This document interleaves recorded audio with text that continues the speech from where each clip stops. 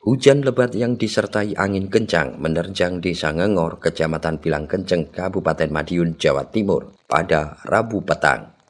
Akibat peristiwa ini, satu bangunan pendopo roboh rata dengan tanah. Menurut warga, angin kencang datang dari arah timur berputar-putar.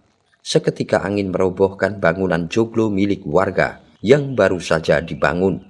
Tidak ada korban jiwa, sementara kerja bakti pembersihan akan dilakukan pada Kamis pagi. Ceritanya gimana Pak anginnya gitu? Angin jam 4, anginnya itu Pak, sangat nih. Oh, kencang Pak ya? Iya. Gimana Pak, berputar-putar atau? Angin dari sana, terus dari sana berputar-putar. Seperti puting beliung. Oh gitu. Terus ini dampaknya apa nih Pak? Ini dampaknya apa ini Pak? Dampaknya kena angin itu terus ambruk kan. Oh ini bangunannya yang ambruk apa nih? Iya, ambruk itu kok saya lihat itu sudah tutup. Roboh. Ini bangunan apa sih Pak yang ambruk? Bangunan seperti rumah kucu. Sekitar jam 16.00 hujan deras disertai dengan angin yang begitu kencang seperti macam angin puting beliung dari segala arah. Kemudian terjadilah rumah tersebut roboh. Ini yang roboh ini apa, rumah atau apa? Rumah joglo. Oh, rumah joglo.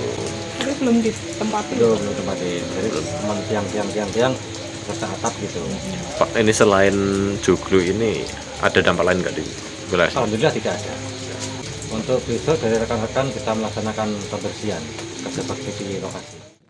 Rencananya pembersihan akan melibatkan berbagai unsur. Warga diminta tetap waspada dengan perubahan cuaca yang bisa terjadi sewaktu-waktu menjelang pergantian musim dari musim kemarau ke musim penghujan.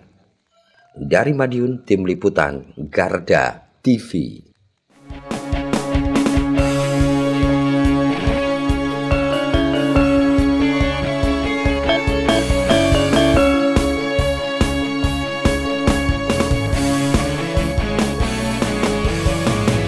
Garda Revolusi Multi